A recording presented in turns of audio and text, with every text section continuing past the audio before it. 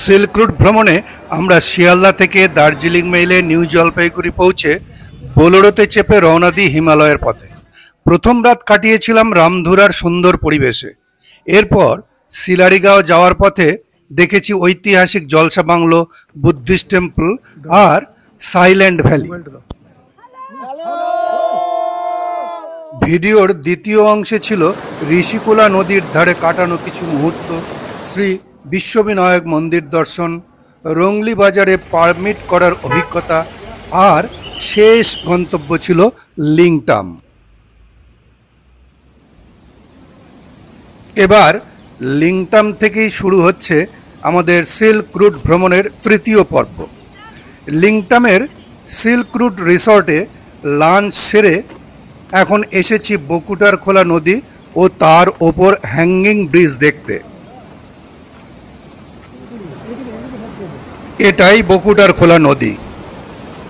নদীর উপর এই ছোট্ট ব্রিজটার উপর দাঁড়িয়ে চারপাশের সবুজ পাহাড় আর বয়ে চলা জলের শব্দ সব মিলিয়ে এক অসাধারণ অনুভূতি।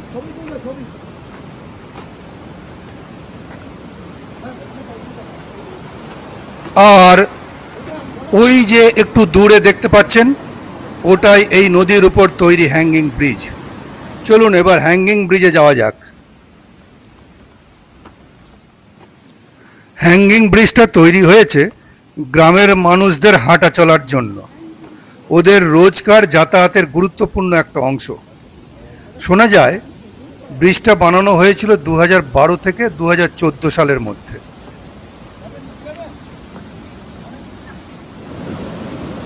শুনতে পাচ্ছেন জলের স্রোতের শব্দ কেমন জোরে বয়ে যাচ্ছে।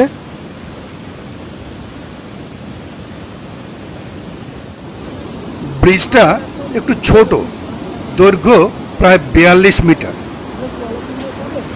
চারপাশটা খুবই সুন্দর আর শান্ত, তাই না? সিল্ক রুট ভ্রমণের পথে এটা একটুখানি বিরতি নেওয়ার জন্য একটা দারুণ জায়গা বলা যায়। ব্রিজটা এখনো ভালো অবস্থাতেই আছে আর ছবি তোলার জন্য একেবারে আদর্শ জায়গা এটা।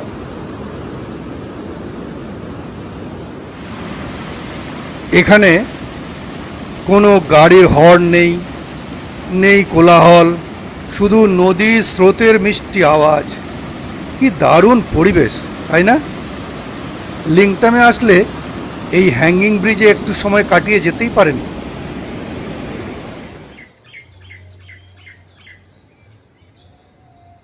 সুপ্রভাত। 2025 সালের মে মাসের সুন্দর একটা সকাল। সিল্ক রুট ভ্রমণে এসে আমি এখন লিংটামে। আমাদের এই রোমাঞ্চকর যাত্রা শুরু হয়েছিল 14ই মে শিয়ালদা স্টেশন থেকে। ট্যুর প্ল্যান অনুযায়ী আমি এখন Zuluk, Thambi view point, Nathang valley, zigzag road, old বাবা মন্দির আর কুপুর প্লেট যাব। আজকের দিনটা বেশ রোমাঞ্চকর হতে চলেছে। চলুন শুরু করি আজকের অ্যাডভেঞ্চার। এই যে সামনে যে রাস্তাটা দেখছেন, এটাই সেই বিখ্যাত জিগজ্যাগ রোড। জুলুক থেকে থাম্বি ভিউ পয়েন্ট পর্যন্ত রাস্তার এই অংশে প্রায় 30 থেকে 32টা হেয়ারপিন বেন্ড আছে। আর পুরো 30 কিলোমিটার রাস্তা ধরে এই জিগজ্যাগ রোডে আছে 100টারও বেশি হেয়ারপিন বেন্ড। দূর থেকে দেখলে গাড়িগুলোকে একদম খেলনার মতো দেখাচ্ছে, দেখুন। আর মনে হচ্ছে বিশাল একটা সাপ যেন পাহাড়টাকে পেঁচিয়ে ধরেছে।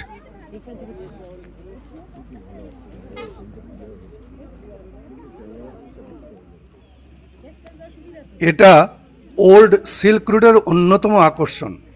এই রাস্তাটা একসময় ভারত আর তিব্বতের মধ্যে বাণিজ্যের পথ ছিল। এবার চলুন অন্য একটা কোণ থেকে দেখি এই রাস্তাটা কেমন লাগে। এই পথে যেতে হলে ইস্ট সিকিম পারমিট লাগবেই, আর গাড়িতে অবশ্যই অক্সিজেন সিলিন্ডার রাখতে হবে। পারমিট করার জন্য যেসব ডকুমেন্ট লাগে সেগুলো আমি আগের ভিডিওতেও বলেছি। আধার কার্ড চলবে না, ভোটার কার্ড, ড্রাইভিং লাইসেন্স, অথবা পাসপোর্ট, এই তিনটের যে কোনো একটা লাগবে। সঙ্গে নিতে হবে আসল, 3টে ফটোকপি আর 3টে পাসপোর্ট সাইজের ছবি। রাস্তাটা প্রায় 9,000 থেকে 11,500 ফুট উঁচুতে, আর আবহাওয়ার পরিবর্তন খুব তাড়াতাড়ি হয়। তাই গরম জামা, রেইনকোট অথবা ছাতা সঙ্গে রাখবেন অবশ্যই। এদিকটা ঘুরে দেখার সবচেয়ে ভালো সময় হলো মার্চ থেকে মে আর অক্টোবর থেকে নভেম্বর। তবে শীতকালের বরফে ঢাকা এই রাস্তাটার সৌন্দর্য একেবারে চোখ জুড়োনো।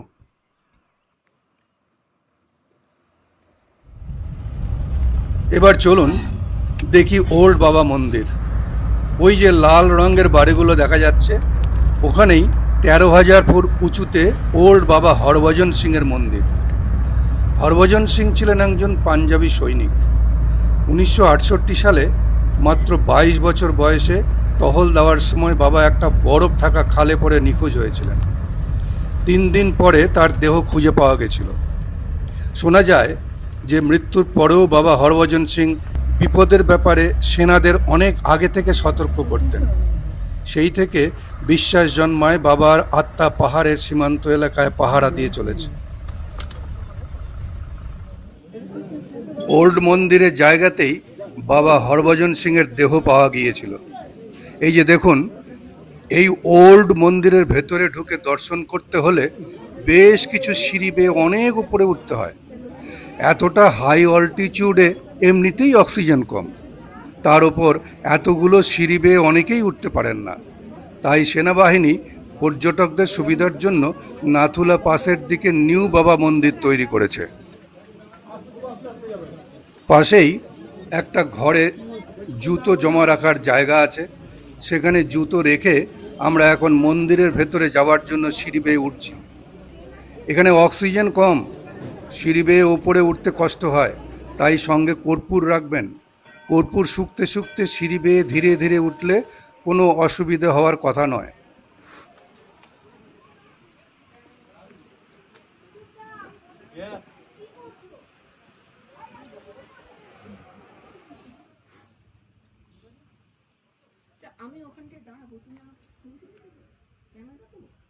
প্রথম গলি দিয়ে ভেতরে ঢুকেই সামনে দেখছি হনুমানজির ছবি।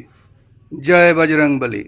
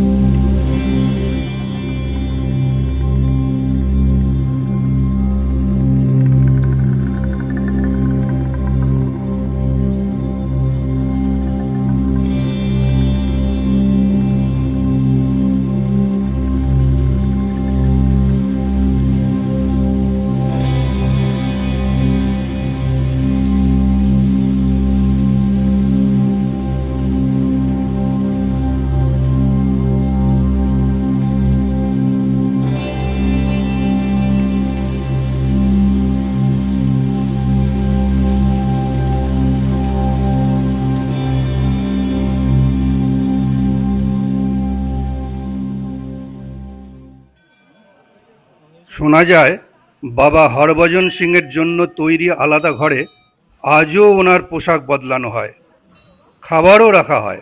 ভাবুন তো, বাবার প্রতি কি সুন্দর শ্রদ্ধা ও ভক্তি আমাদের। এদিকে সেনাবাহিনীর লোকেরা পর্যটকদের প্রসাদ বিতরণ করছেন।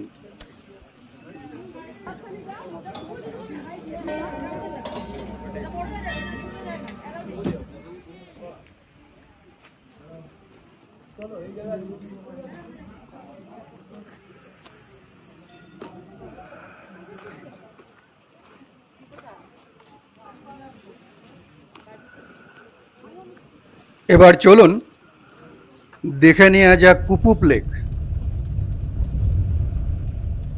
এই যে এসে গেলাম চারিদিকে পাহাড়ে ঘেরা, কুয়াশায় ঢাকা এক শান্ত নির্জন হ্রদ কুপুপ লেক।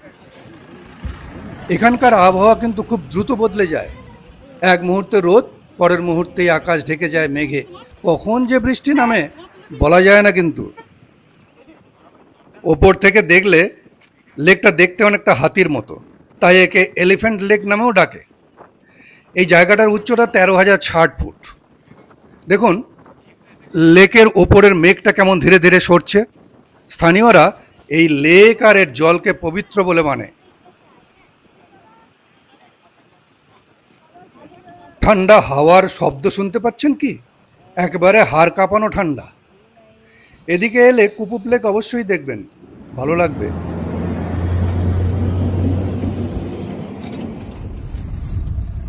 এবার চলুন দেখে নেওয়া যাক নাথাং ভ্যালি।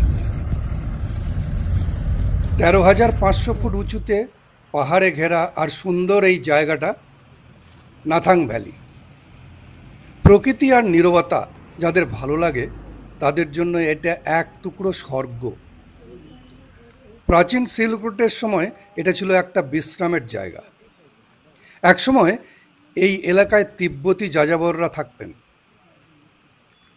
এখানকার আবহাওয়া কিন্তু খুব তাড়াতাড়ি বদলায়। কখনো ঝকঝকে রোদ, কখনো ঠান্ডা হাওয়া, আবার কখনো ঘন কুয়াশায় ঢেকে যায় পুরো এলাকা। শীতকালে পুরো ভ্যালি বরফে ঢেকে যায়। এখন এখানে থাকার জন্য কিছু হোমস্টে হয়েছে, তবে এত উঁচুতে অক্সিজেনের পরিমাণ কিন্তু অনেকটাই কম। এখানকার শুকনো প্রকৃতির জন্য নাথাং ভ্যালিকে অনেকে সিকিমের লাদাখও বলেন। যদিও কোথাও কোথাও সবুজের ছোঁয়া একটু চোখে পড়ে।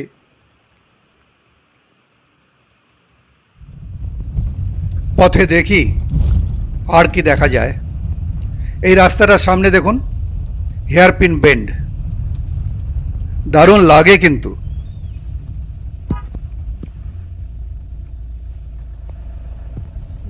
ওহ দারুণ।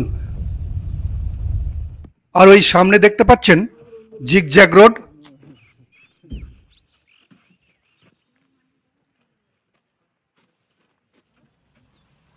আমাদের গাড়ির ড্রাইভার হঠাৎ করে গাড়ি থামিয়ে দিল একটা উঁচু জায়গায়। দূরে তাকিয়ে দেখি পাহাড়ের কোল ঘেঁষে ছড়িয়ে থাকা একটা ছোট্ট গ্রাম। ওটা জুলুক ভিলেজ। কি অপূর্ব লাগছে দেখতে, একবার দেখুন। চারপাশে সবুজ পাহাড়, আর একটা পাহাড়ের মাথায় রঙিন ঘরবাড়িগুলো। পেছনে তুলোর মতো মেঘ উঠছে, যেন ছবির মতো একটা গ্রাম। দূর থেকে তাকিয়ে মনে হচ্ছে কোলাহল থেকে একটু দূরে একটুখানি শান্তির ঠিকানা, ওই জুলুক ভিলেজ।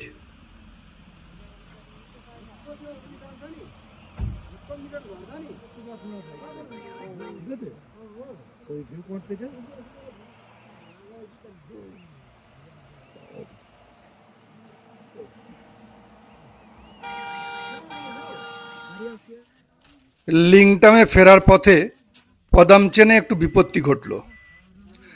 রাস্তার কাজ চলছিল, আর সেই সময় একটা ট্রাক কাদায় আটকে যায়। কখন যে রাস্তা খুলবে সেই আশায় আমাদের দাঁড়িয়ে থাকতে হলো প্রায় ঘন্টা খানেক। শেষমেশ একটা বড় জেসিবি এসে ট্রাকটা সরিয়ে দিল, আর তখনই আমরা আবার রওনা দিলাম লিংটামের দিকে। আজ 2025 সালের 19শে মে সকালে লিংটামে ব্রেকফাস্ট করে আমরা রওনা দিলাম আড়িতারের পথে প্রথমেই যাব মানকিম ভিউ পয়েন্টে, যেখান থেকে আড়িতারের লামপোখারি লেকটা খুব সুন্দর দেখা যায়। রংলি বাজার পার হয়ে মানকিম ভিউ পয়েন্টে যাবার রাস্তায় এখন আমরা চলেছি। এই রাস্তার কিছু অংশ আপনাদের দেখাচ্ছি। দেখুন কেমন নির্জন, শান্ত আর একই সঙ্গে কতটা বিপজ্জনক দেখুন।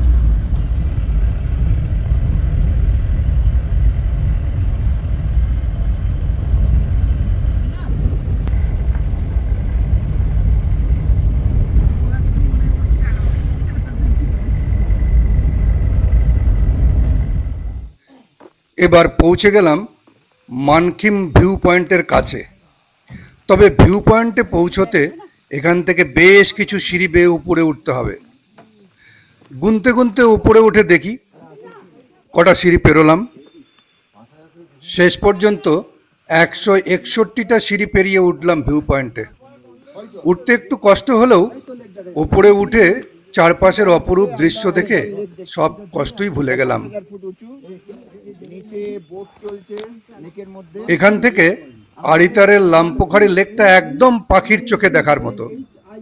দেখুন নিচে কি অপূর্ব লাগছে, সবুজ পাহাড় আর তার মাঝখানে শান্ত এই লেকটা। অনেকেই বলেন ভিউ পয়েন্ট থেকে লেকটাকে দেখতে বুট জুতোর মতো লাগে। ঘুরেছি এরকম ধরনের লেক দেখি, খুব সুন্দর, মানে একটা ঢালানের মধ্যে লেকটা সঙ্গে সঙ্গে সরে গেল। লেকটা দেখা যাচ্ছে, ক্লিয়ার হয়ে যাবে। এখানে ইয়ে আছে বাবা,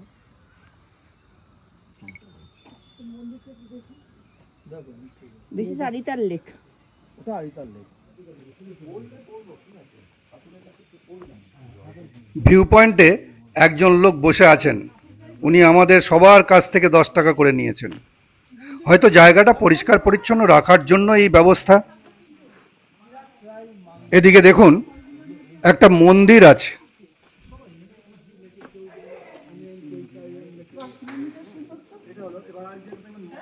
এই মন্দিরটা স্থানীয় কিরাত রায় সম্প্রদায়ের দেবতার উদ্দেশ্যে তৈরি। নাম মুন্দুম রায় মন্দির বা রায় মন্দির। চলুন একটু ভেতরটা দেখে আসি আর প্রণামও করে আসি।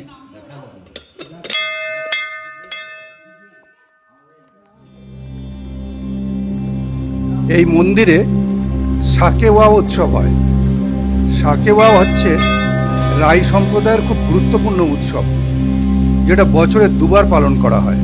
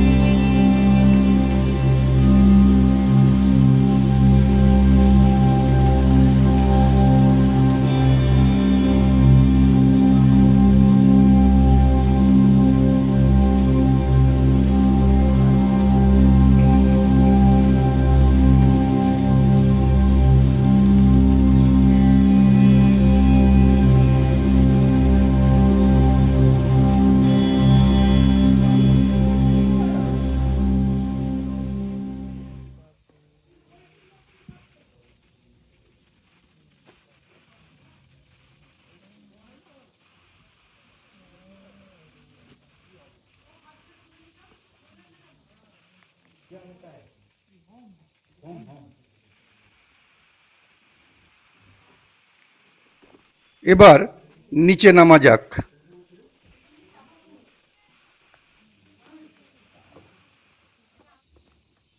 ভিউ পয়েন্টের পাশে একটা কনভেনিয়েন্স স্টোরসও আছে দেখছি।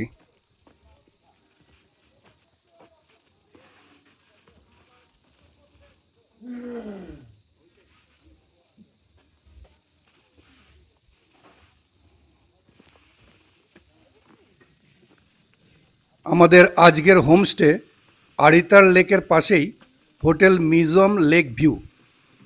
মানকিম ভিউ পয়েন্ট থেকে নেমে আড়িতারের হোমস্টের পথে যেতে যেতে রাস্তায় চোখে পড়ল একটা ছোট্ট মোনাস্ট্রি।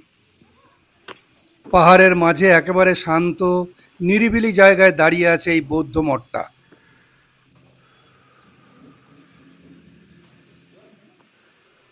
ভেতরে ঢুকেই মনটা শান্ত হয়ে গেল।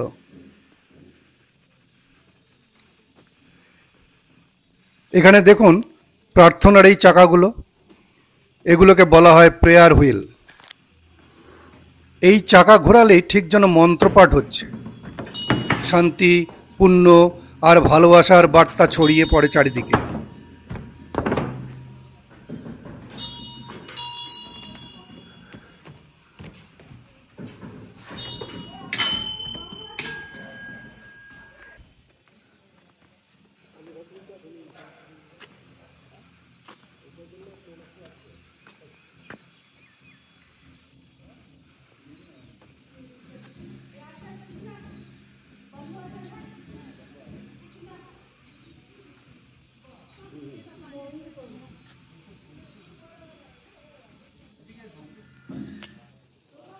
ধূপের গন্ধ, ঘন্টার শব্দ আর পরিবেশটা একদম নিঃশব্দ।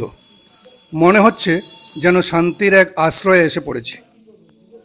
প্রতিটা মনাস্ট্রিতে যেমন, এখানেও তেমনি। ড্রাগন,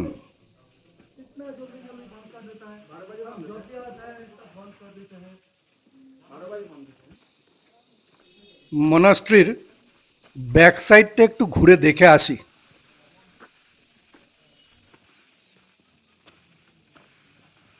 ये क्या है? स्कूल क्लास क्लास है, प्राइमरी स्कूल तक ही है। प्राइमरी स्कूल तक ही है। हाँ गवर्नमेंट से तरफ से।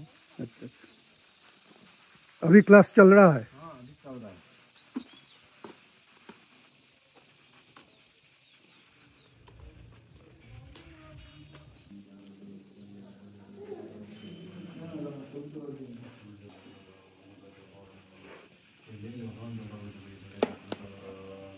ছবি তোলা যাচ্ছে।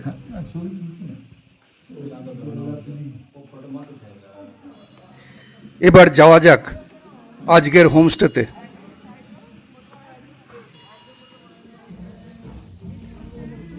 আমাদের আজকের হোমস্টে মিজোম লেক ভিউ।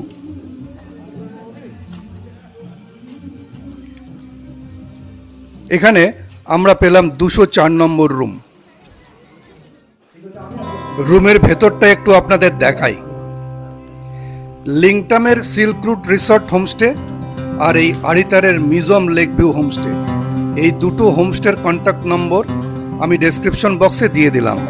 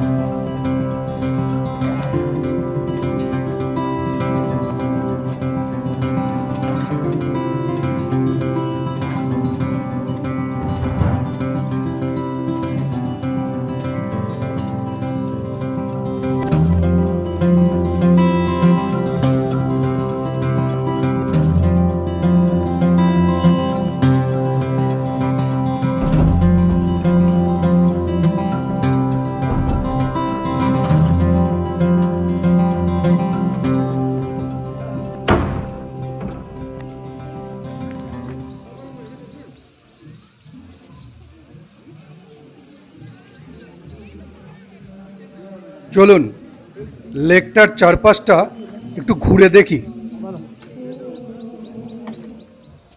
চারদিকটা সুন্দরভাবে বাঁধানো হয়েছে হাঁটার জন্য, আর লোহার রেলিং দিয়ে ঘেরা। লেকের জলে কত মাছ ঘুরছে দেখুন।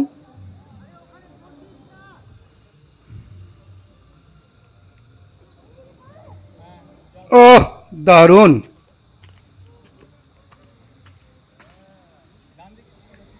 লেকের পাশে বেশ কিছু হোমস্টে আছে।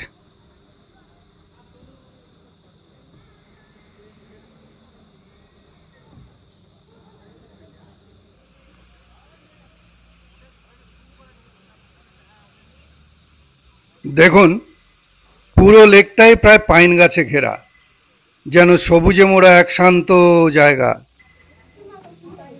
পথে পথে দু একটা করে বসার বেঞ্চও আছে, ক্লান্ত হলে একটু বসে নেওয়া যায়। এখানে বোটিং করারও ব্যবস্থা আছে, চাইলে নৌকায় ঘুরে নেওয়া যায় লেকের জলে।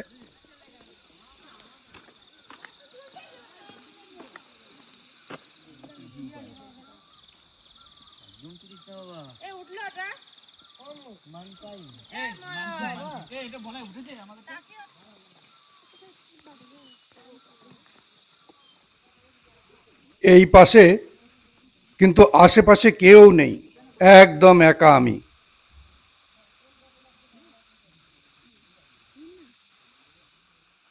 আমি লেকের একদম উল্টো দিকে চলে এসেছি। এখানে একটা ছোট্ট মন্দির আছে দেখছি। মন্দিরের ভেতরটা একটু উঠে দেখি।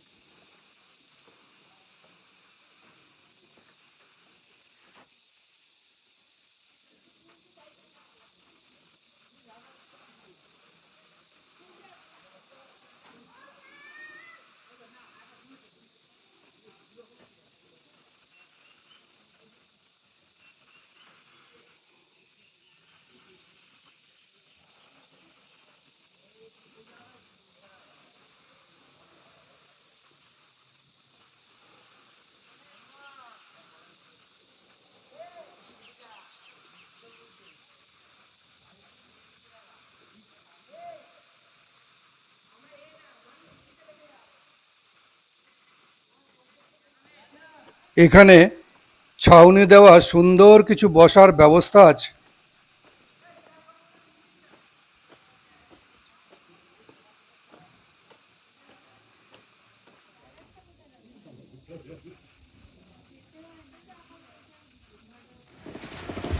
হঠাৎ করেই কেমন বৃষ্টি শুরু হয়ে গেল দেখুন।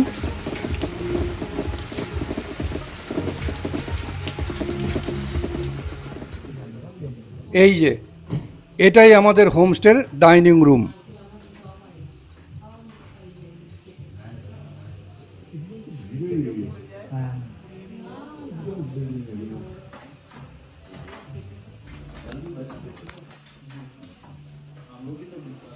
সুপ্রভাত বন্ধুরা, আজ মে মাসের 20 তারিখ 2025। আমি এখন আছি আড়িতারে লামপোখরি লেকের পাশে। সিল্ক রুটের পথে যাত্রা শুরু হয়েছিল আমাদের শিয়ালদা স্টেশন থেকে 14 তারিখে। আজ সেই রোমাঞ্চকর ভ্রমণের শেষ দিন। আজকে দুপুরের খাওয়া সেরে আমরা নিউ জলপাইগুড়ির পথে রওনা দেব। সেখান থেকে দার্জিলিং মেল ধরে ফিরে যাব শিয়ালদা। এইভাবেই আমাদের এবারের সিল্ক রুট ভ্রমণের সমাপ্তি হবে। দেখা হবে পরের ভিডিওতে। নমস্কার।